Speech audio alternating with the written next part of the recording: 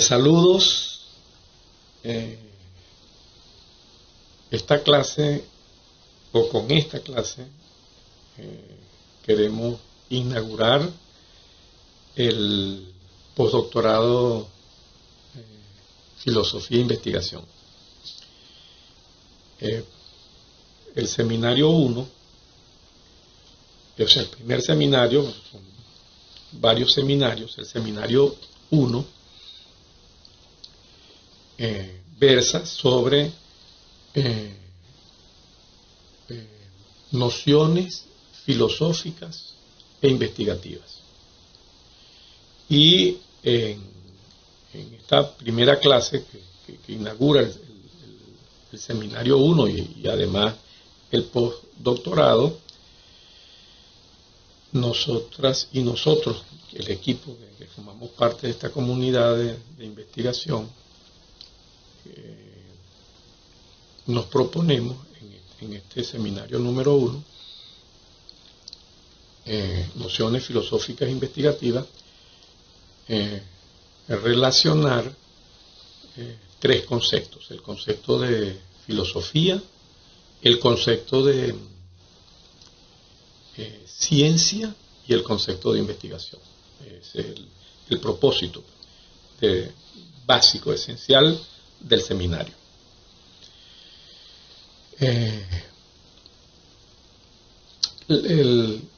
Nociones filosóficas e investigativas. Bueno,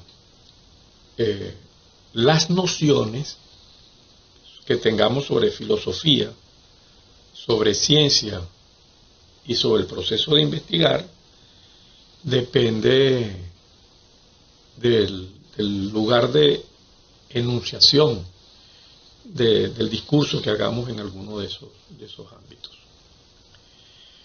El lugar de enunciación no es, por supuesto, el lugar geográfico, ¿no? Cuando nosotros entendemos por el lugar de enunciación el lugar desde la intersubjetividad de donde estamos emitiendo el discurso. Eso es lo que entendemos por lugar de enunciación. Quisiera presentar algunos ejemplos, ilustrar pues esto del lugar de enunciación con ejemplos prácticos y para facilitar estos conceptos que a veces son un tanto abstractos. Si usted piensa que la invasión que se inició a partir de 1492 a nuestro continente, piensa que eso fue un descubrimiento, entonces su intersubjetividad no es del continente, sino que usted está pensando desde otra subjetividad que le ha sido inoculada, que ha sido colonizada. Entonces, a eso nos referimos cuando hablamos del lugar de enunciación, pues, desde donde enunciamos. No es que usted lo está enunciando desde algún país o desde alguna ciudad de ese país, sino desde qué intersubjetividad está enunciando su discurso. Entonces, si yo hablo, si yo hablo de una noción de filosofía, o una noción de ciencia, o una noción de modos de investigar, lo estoy haciendo desde una determinada intersubjetividad. Y eso cambia, porque entonces si usted lo está haciendo desde una intersubjetividad moderna colonial, un acontecimiento histórico lo va a interpretar como un descubrimiento. Usted está pensando no como nuestro americano, sino está pensando como si usted fuese europeo o como invasor. No como el invadido, sino como el invasor. Y de eso hay muchos ejemplos que se presentan como ciencia. Por ejemplo, en el campo de de las escuelas, por ejemplo, de antropología, de arqueología y de paleontología estadounidenses, que tienen mucho prestigio, plantean que el poblamiento de Venezuela fue un poblamiento tardío, porque ellos parten de la teoría de esas escuelas y de esas ciencias, y que entraron la población que ocupó el territorio, el continente, entró por Bering, por el estrecho de Bering, y bueno, atravesaron todo Norteamérica, Centroamérica, y ya al final, después de mucho tiempo, entraron a Venezuela. Bueno, esa es una noción sobre el poblamiento de Venezuela. Pero si usted parte no de la visión moderna colonial, sino de una visión nuestra, latinoamericana y caribeña, eso no es otra noción, porque el poblamiento, Venezuela fue uno de los primeros territorios del continente que fue poblado, y de eso hay testimonios documentales, es decir, pruebas, porque si usted busca, evalúa pues en qué se fundamenta el hecho, esta teoría del poblamiento tardío, se va a encontrar que en ese proceso, por supuesto, hay restos paleontológicos que son estudiados y se les hace datación, pues, y entonces se sabe cuál es la mayor, 11.000 años, pues. Pero nosotros tenemos también excavaciones paleontológicas que se han hecho en Venezuela, donde nosotros tenemos una cosa que en ninguna parte, ni en Bering, ni en Canadá, ni en Estados Unidos, ni en Centroamérica se ha conseguido, que son restos que tienen 14.000 años, o sea, que son en datación lo más antiguo. Y bueno, 14.000 años habían incluso animales que se han extinguido. En el estado Falcón hay un museo ahí cerca de la Vela de Coro, porque ahí se encontraron unos restos de un mastodonte, que es un mamífero desaparecido ya hace mucho, pues, que fueron cazados por pobladores en el continente, en lo que hoy se llamamos estado Falcón, cazados pues con armas, con lanzas, así, y ahí está todavía el mastodonte. Tiene incrustada ahí en la pelvis un arma, un instrumento, una flecha, pues, con lo que lo mataron. Y además hay restos, diseccionaban, o sea, cortaban la carne con utensilios. Y a esos restos se han hecho dataciones y en 14.000 años. Entonces, usted puede tener una noción del poblamiento de Venezuela moderno colonial, en la intersubjetividad moderna colonial, o la tiene desde otra intersubjetividad nuestra americana, entonces otra noción. Y otro ejemplo, para no cansar tanto con ejemplos, pero para que sean contundentes, o sea, lo estoy utilizando con fines didácticos, es el propio nombre de Venezuela.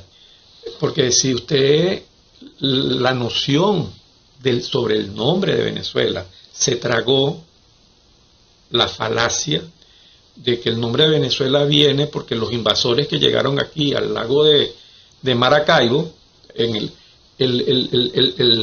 cuando en 1499, hasta en ese año, que fue cuando invadieron esa parte de Venezuela, el lago de Maracay, que ellos llamaban Coquibacoa, los pobladores, los pobladores del lago de Maracaibo construían sus casas en unas estacas en el agua del lago.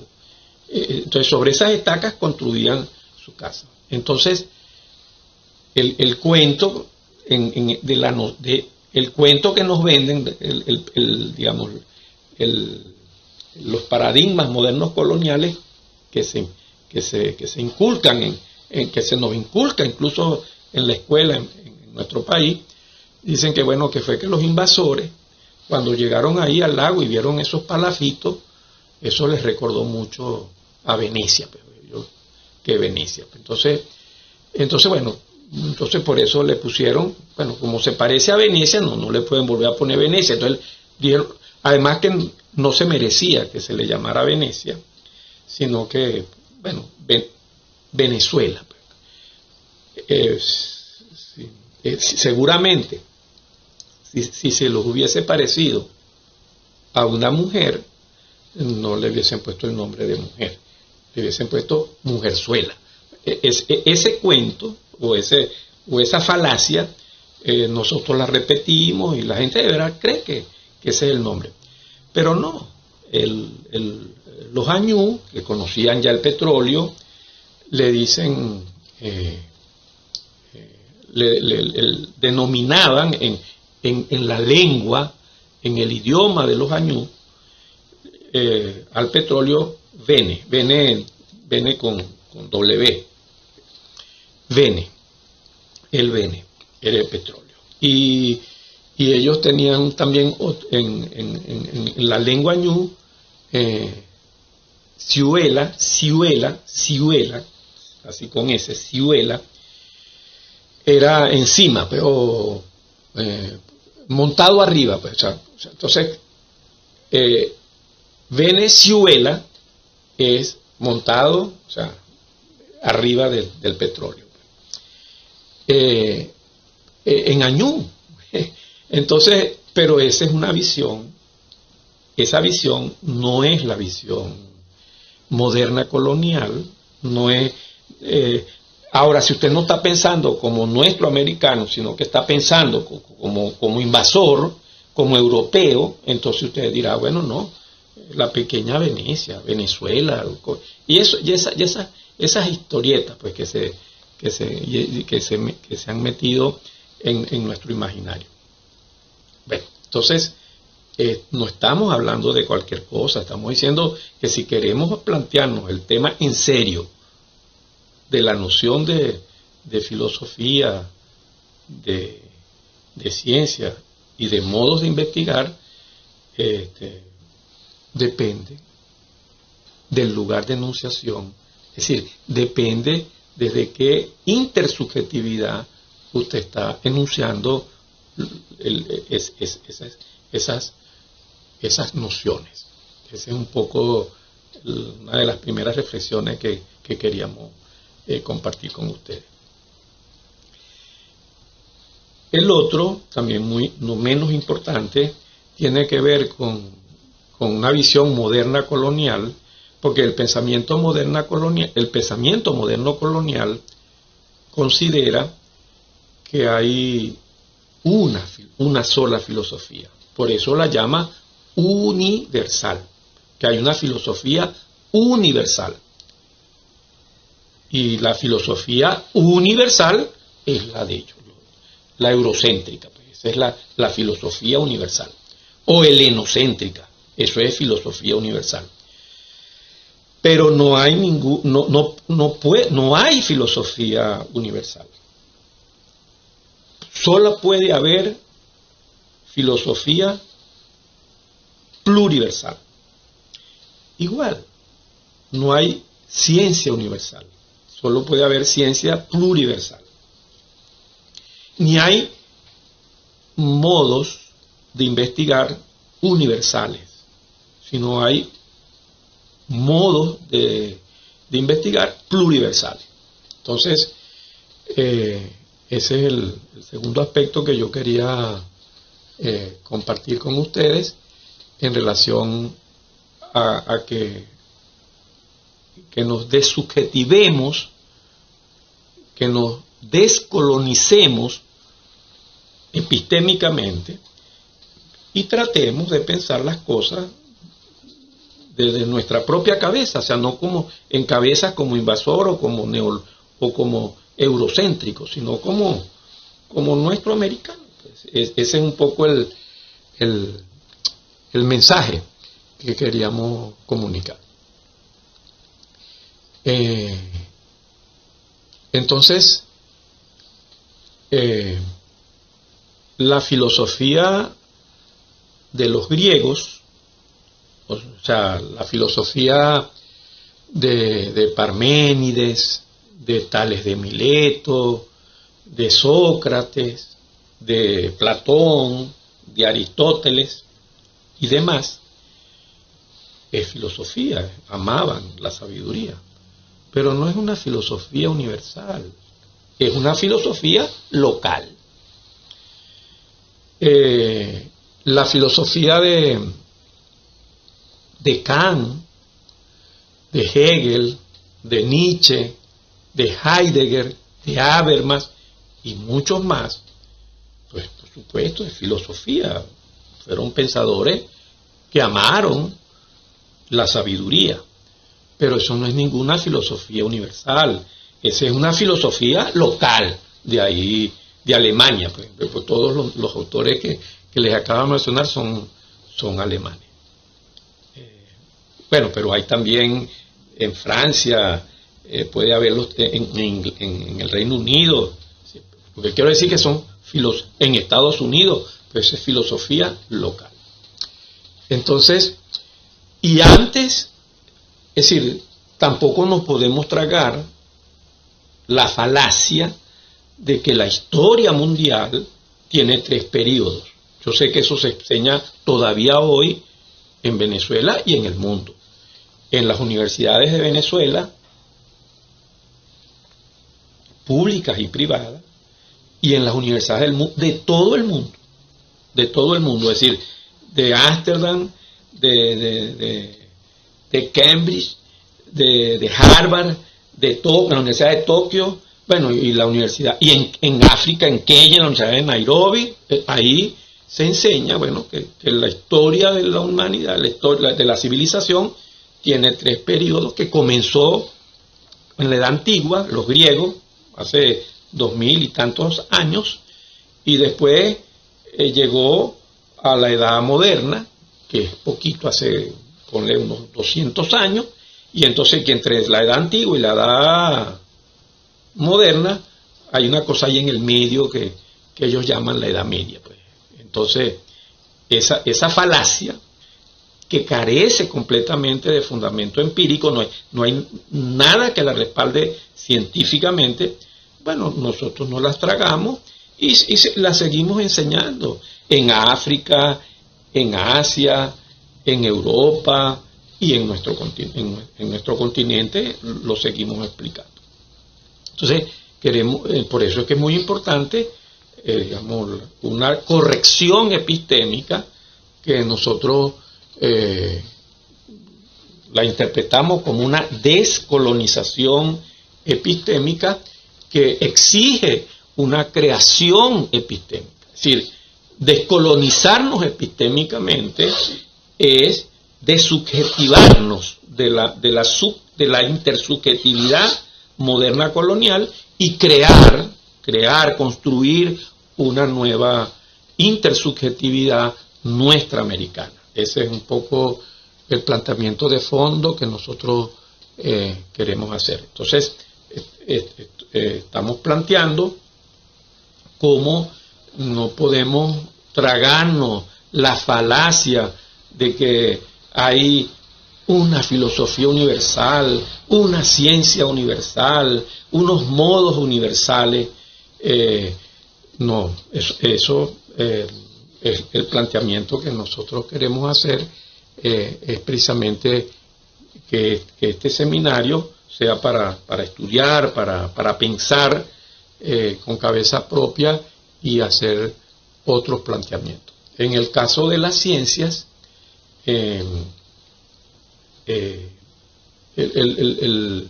pensamiento moderno colonial distingue entre lo que ellos llaman ciencias naturales y ciencias sociales. Nosotros, esa es la noción de ciencia moderna colonial.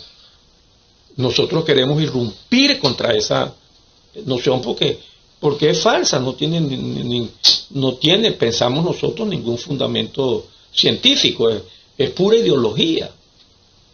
Entonces, nosotros preferimos hablar entonces solo de ciencias naturales.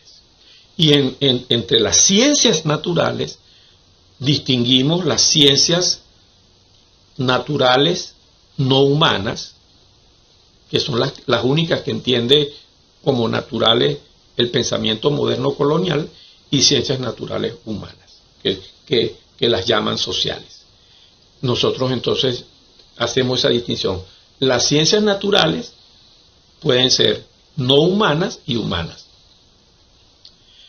Pero a su vez, las ciencias naturales, tanto las humanas como las no humanas, pueden ser ciencias funcionales, si son ciencias para que los sistemas funcionen, y también pueden ser ciencias críticas, que no es para que los sistemas funcionen, sino que son ciencias para afirmar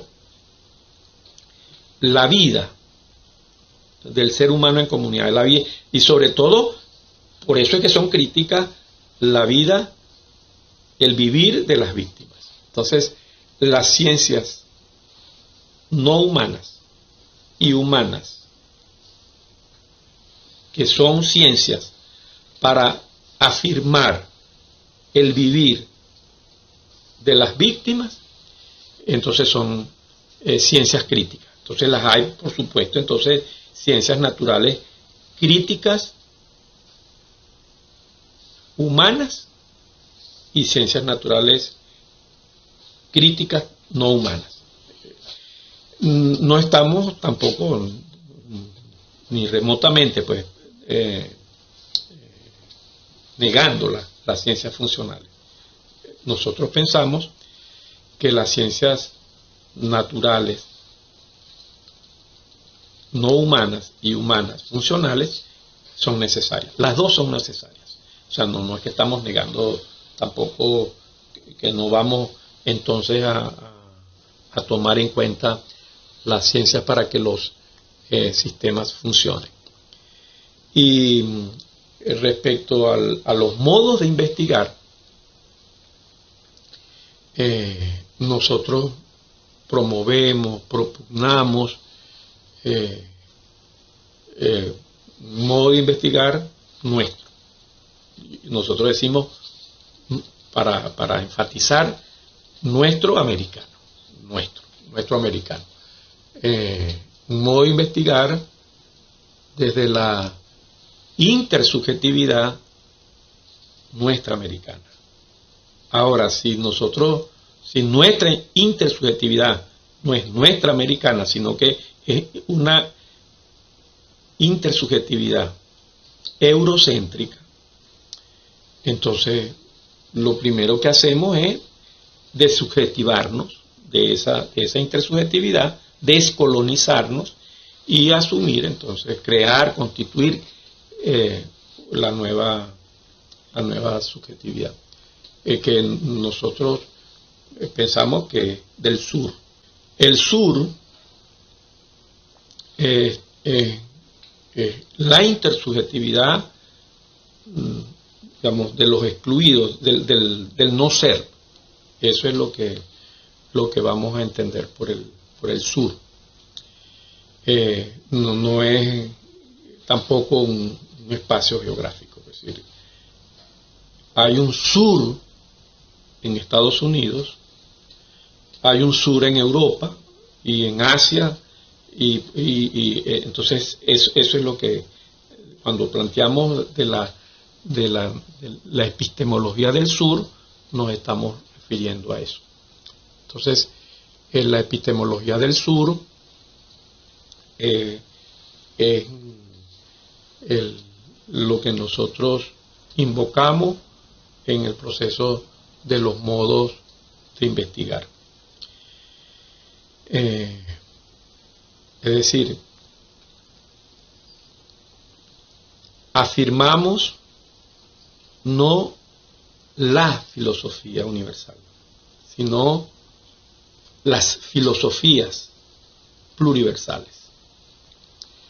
Afirmamos no la ciencia moderna colonial, sino las ciencias pluriversales, donde la ciencia moderna colonial es un modo de ciencia. Afirmamos los modos de investigar, afirmamos modos de investigar pluriversales, no un solo modo de investigar, que es el modo de investigar que reconoce como legítimo el pensamiento moderno colonial. Ese modo esas filosofías, esas ciencias y esos modos de investigar pluriversales, los que nosotros adherimos, lo que nosotros proponemos para afianzar o para afirmar, están en la zona del no ser. El pensamiento local griego y el pensamiento local europeo no reconoce al no ser. Ni los helénicos ni los griegos aceptaron el no ser. Parménides decía, el ser es, el no ser no es. Bueno, él estaba pensando que cuando decía el ser es y el ser no es que el ser es el ciudadano de Atenas, el ateniense, el ser. Si usted era macedonio, entonces usted no es. O si era persa, no es. Es decir, lo no ateniense no es. Pero incluso hay lo ateniense no hombre y no adulto tampoco era. Es decir, los niños no son, ni los esclavos y ni las esclavizadas y los esclavizados para los griegos no eran. Y las mujeres tampoco eran. Entonces, eso es, el ser es, el no ser no es. Esa visión la heredaron también los europeos, más recientemente, hace unos 200 años atrás, sobre todo hay dos corrientes muy importantes en Europa, que es la Ilustración y el movimiento romántico. Son dos corrientes, pero más, y fueron muy agarradas por los movimientos románticos que florecieron mucho, sobre todo en Alemania. Entonces, para darles un ejemplo, Martin Heidegger, que es un filósofo alemán que vivió el siglo pasado, murió en el 76, era un nazi, Heidegger, ¿no? Y murió nazi, pues nunca se retractó. Y Heidegger es el más grande ontólogo moderno colonial del siglo XX. O sea, en el siglo XX no hay un ontólogo de la estatura de Martin Heidegger. Bueno, Martin Heidegger, igual que los griegos, que la filosofía local griega, en la filosofía moderna colonial también se niega el ser. Heidegger considera que el ser es irrebasable, o sea, no hay nada más allá del ser. Esa es la visión moderna colonial. Y nosotros estamos planteando, nosotros no estamos diciendo que el ser no sea, el ser es, pero el no ser también es. Es decir, los excluidos, eso que hablábamos al principio, los esquimales, los no hogares en Australia, los esquimales en el Ártico, los bantú en África, los añú ahí en el Zulia, los tupiguaraní en el sur de Sudamérica, ahí en Uruguay, sur de Brasil, norte de Argentina. Todas esas,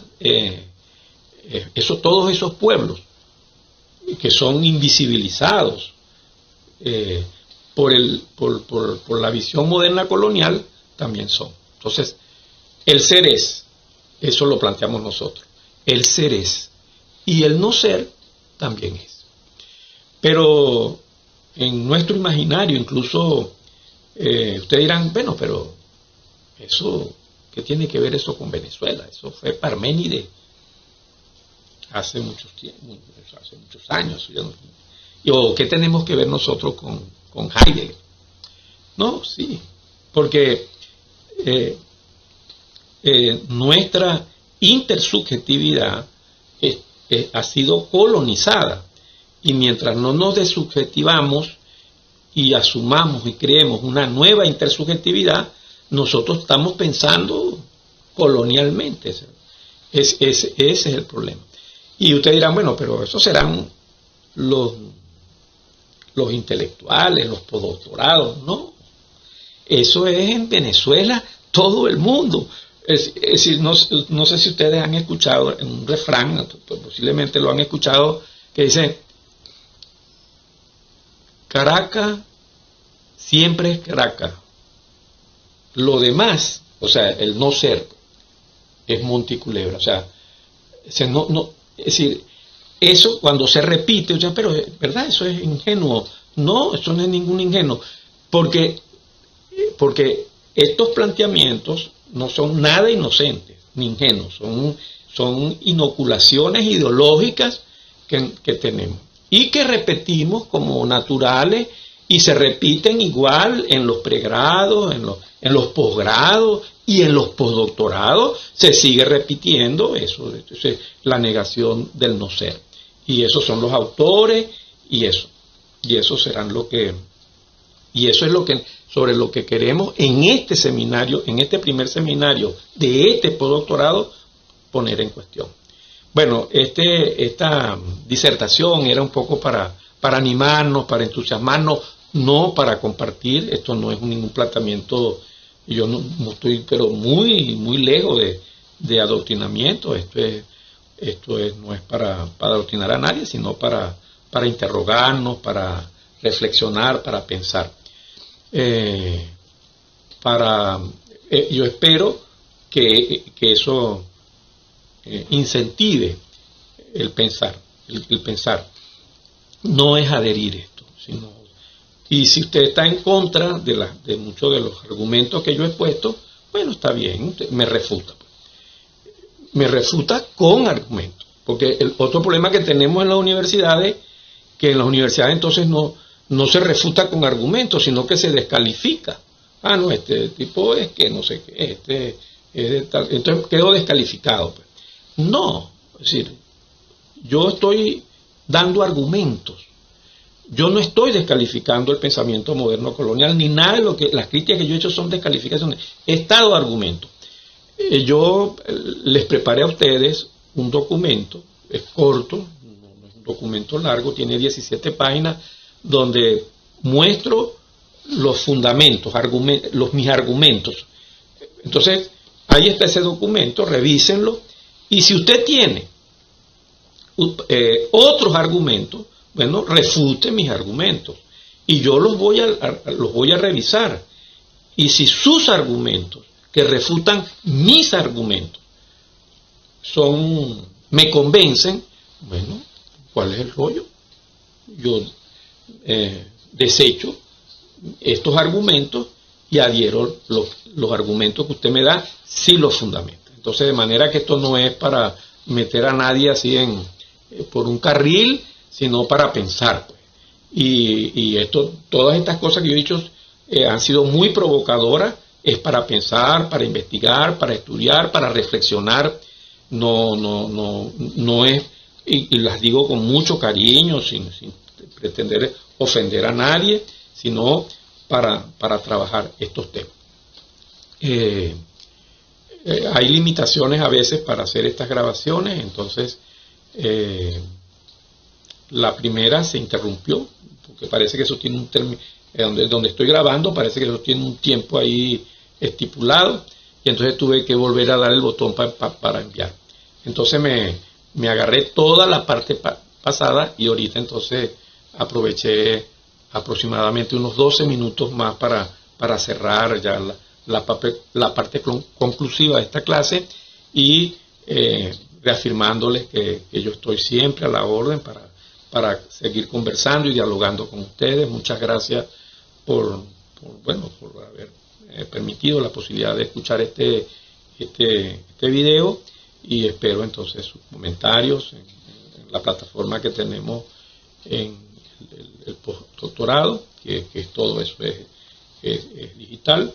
Ahí pueden ustedes exponer, escribir y podemos seguir dialogando. Esta es como la apertura pues del seminario. Muchas gracias, estoy muy contento de haber estado con ustedes y les agradezco mucho a la Universidad Nacional Experimental del Yaracuy que me hayan invitado pues a iniciar este postdoctorado y facilitar el seminario número 1. Entonces nos seguimos viendo, muchas gracias y entonces hasta la próxima.